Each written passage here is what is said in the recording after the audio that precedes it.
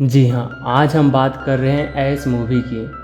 एक sci-fi horror thriller जिसमें alien, parasite, space mission और इंसानियत की आखिरी उम्मीद के बीच चल रही है जंग। तो तैयार हो जाइए एक ऐसी कहानी के लिए जो आपके रोंगटे खड़ी कर देगी और सोचने पर मजबूर कर देगी कि वाकई में हम अकेले हैं इस ब्रह्मांड में। मूवी शुरू होती है जहां एक महिला रिया को एक डरावना सपना आता है और उसकी नींद खुल जाती है। वह खुद को एक खराब हालत में पड़े स्पेस स्टेशन पर पाती है जहां चारों ओर खून फैला हुआ होता है। उसे कुछ भी याद नहीं होता, ना अपना नाम, ना ही वहाँ क्या हुआ। जैसे जैसे वो आगे बढ़ती है उसे वहाँ कई लाशें मिलती है जो असल में उसी के क्रू मेंबर्स की होती है। खून के निशान उसे एक रहस्यमयी रास्ते पर ले जाते हैं। इसके बाद रिया स्पेस स्टेशन से बाहर निकलती है और पाती है कि वह एक अनजान बर्फीले ग्रह पर है।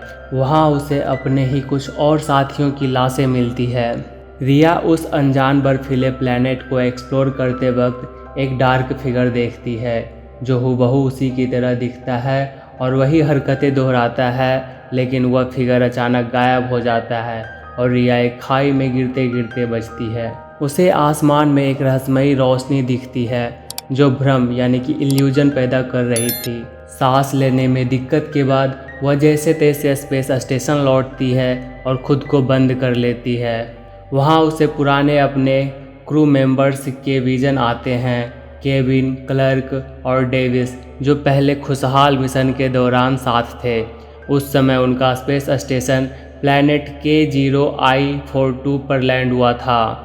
होश में आने पर रिया एक फर्स्ट एड किट से दवा लेती है और नहाते वक्त सारी यादें सोचती है। मेमोरी लॉस, अजीब घटनाएं, साथी क्रू की मौतें। बाद में वह केबिन के कमरे में जाती है जहां उसे एक किताब और अपना खुद का एक वीडियो मिलता है। तभी स्टेशन के एयरलॉक में हलचल होती है। वहां एक स्पेस सूट पहना इंसान आता है। रिया उसे खतरा समझकर हमला कर देती है, लेकिन वह ब्रियो निकलता है, उसके मिशन का कैप्टन। ब्रियो उसे पहचानता है और रिया को उसका नाम याद दिलाता है।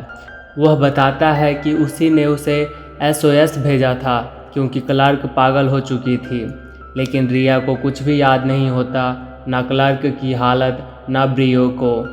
रिया ब्रियो को केबिन की लाश दिखाने ले जाती है जिससे ब्रियो चौंक जाता है। उसे समझ नहीं आता कि ये सब किया किसने।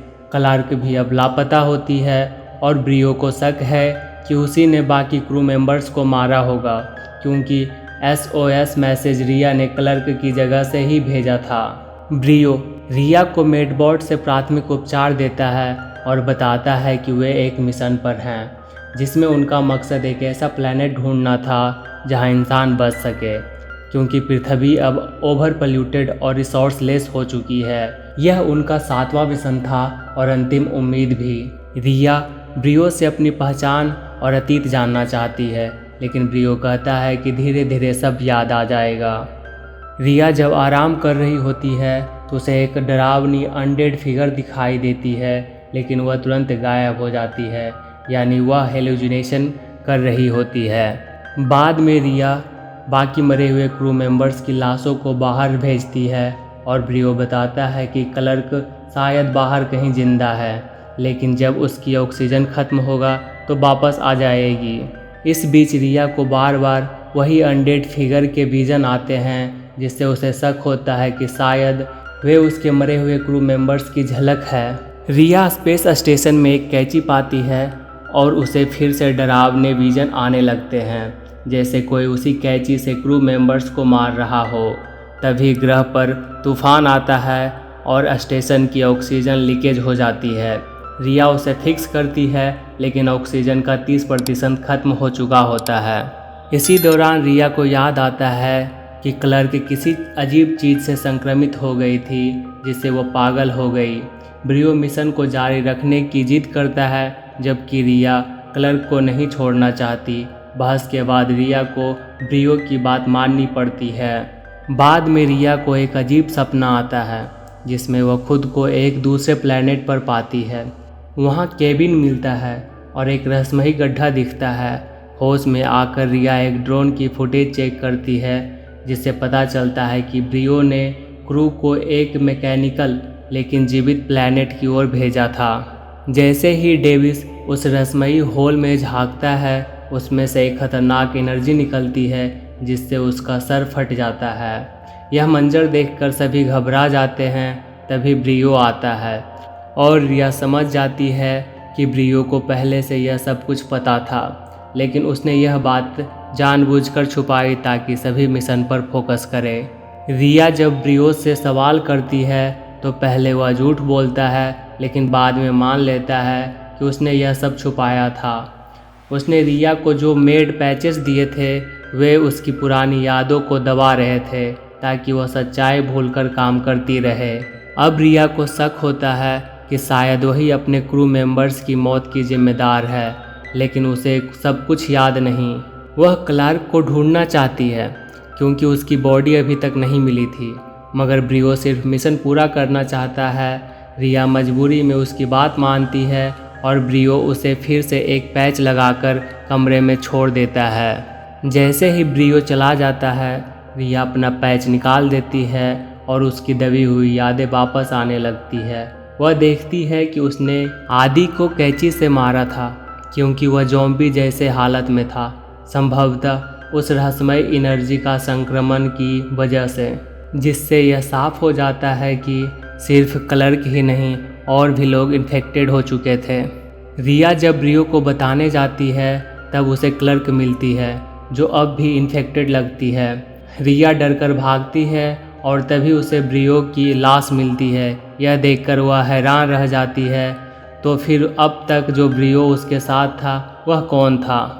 क्लर्क अब रिया पर हमला करती है, लेकिन रिया उसके स्पेस सूट में पानी भरकर उसे मार देती है। मगर जब वह उसे स्कैन करती है तो पता चलता है कि क्लर्क इन्फेक्टेड नहीं थी। तो फिर उसने हमला क्यों किया? रिया जवाब ढूंढने के लिए ब्रियो की बॉडी स्कैन करती है, जिससे पता चलता है कि ब्रियो की मौत 2 दिन पहले हो चुकी थी, यानी कि जो उसके साथ था वो कोई और था या कुछ और।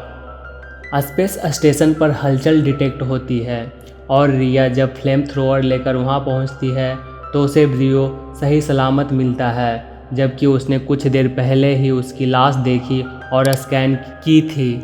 यह देखकर रिया हैरान रह जाती है। तभी ब्रियो एक बड़ा खुलासा करता है कि वह असली ब्रियो नहीं, एक एलियन पैरासाइट है जो इसी प्लैनेट से जुड़ा हुआ एक लाइफ फार्म है। उन्होंने मजाक में इस प्लैनेट को एस नाम दिया था, जबकि इसका असली नाम KOI-42 था। इसके बाद कहानी फ्लैशबैक में जाती है, जहां दिखाया जाता है कि रिया और उसकी टीम इस प्लैनेट पर उतरी थी।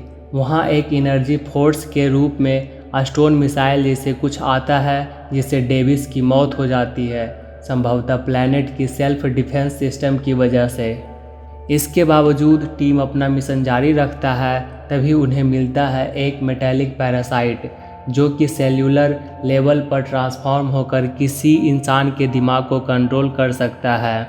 रिया इस पैरासाइट का सैंपल स्टोर करती है, लेकिन वह कांच तोड़कर बाहर निकल आता है और आदि के अंदर घुस जाता है। अब आदि पूरी तरह इन्फेक्टेड हो चुका था और वह रिया पर हमला करता है। तभी केविन आकर रिया को बचाता है और दोनों में लड़ाई शुरू हो जाती है। रिया ने आदि को स्टेप कर दिया था, जिससे पैरासाइट उसके अंदर घुसकर केविन को कंट्रोल करने लगता है। यह पैरासाइट एक मेटेलिक बेस्ड लिविंग फॉर्म है जो सेलुलर लेवल पर किसी भी इंसान के अंदर घुसकर उसे कंट्रोल कर सकता है। यह पैरासाइट अपने आसपास के सारे इन्फेक्टेड लोगों की जानकारी अपने प्लैनेट एस को भेजता रहता है। अब केविन पैरासाइट के प्रभाव में आकर रिया पर हमला करने लगता है, लेकिन क्लर्क उसे बचाने आती है। हालांकि ब्रियो भागने लगता है और उसे केविन मार डालता है। अब हम समझ पाते हैं कि ब्रियो की मौत कैसे हुई। रिया की आँख खुलने से पहले यह सब हो चुका था। रिया क्लार्क को स्पेस स्टेशन से बाहर भेज देती है ताकि वह दूसरे स्पेसशिप तक पहुंच सके। इसी बीच केविन रिया को धोखे से किस कर हमला करने लगता है, लेकिन रिया उसे ख़त्म कर देती है। हालांकि पैरासाइट रिया के शरीर में घुसकर उसके दिमाग से जुड़ जाता है, लेकिन वह रिया पर कंट्रोल नहीं कर पाता है। पैरासाइट रिया से बातचीत करने लगता है और बताता है कि इंसानों ने खुद को सेल्फ डिस्ट्रक्ट किया है और अब यह पैरासाइट उनके जैसे ही दूसरे प्लैनेट्स को बचाएगा। रिया की मेमोरी लॉस और जो कुछ भी उसने देखा, यह सब असल में पैरासाइट का इल्यूजन था जो उसे गुमराह कर रहा था। संभवतः क्लर्क कभी इन्फेक्टेड नहीं थी और वह रिया को बचाने के लिए आई थी। रिया के अंदर एक पैरासाइट घुस चुका है जो प्लैनेट एस से था। मूवी की शुरुआत में रिया की आँख खुलने से पहले उसके सारे क्रू मेंबर्स मर चुके थे और केवल क्लर्क बची थी, लेकिन रिया को उस पैरासाइट ने गुमराह किया था और वह क्लर्क को ख़त्म करवा देता है। पैरासाइट खुद को जिंदा रखने के लिए रिया को चुनता है ताकि वह धरती पर लौट सके और इंसानों को ख़त्म कर सके, क्योंकि ये पैरासाइट सिर्फ अपनी सुरक्षा के लिए इंसानों पर हमला कर रहे थे। रिया को लगता था कि ब्रियो जीवित है, लेकिन असल में वह पैरासाइट का इल्यूजन था। वह खुद को ब्रियो के रूप में दिखाकर रिया को गुमराह कर रहा था। बाद में रिया मेडबॉट की मदद से पैरासाइट को निकाल देती है, लेकिन यह पैरासाइट ब्रियो की बॉडी में घुस जाता है और उसे एक मॉन्स्टर में बदल देता है। फिर रिया उस पैरासाइट से लड़ती है और आखिरकार फ्लेम थ्रोअर से उसे ख़त्म कर देती है।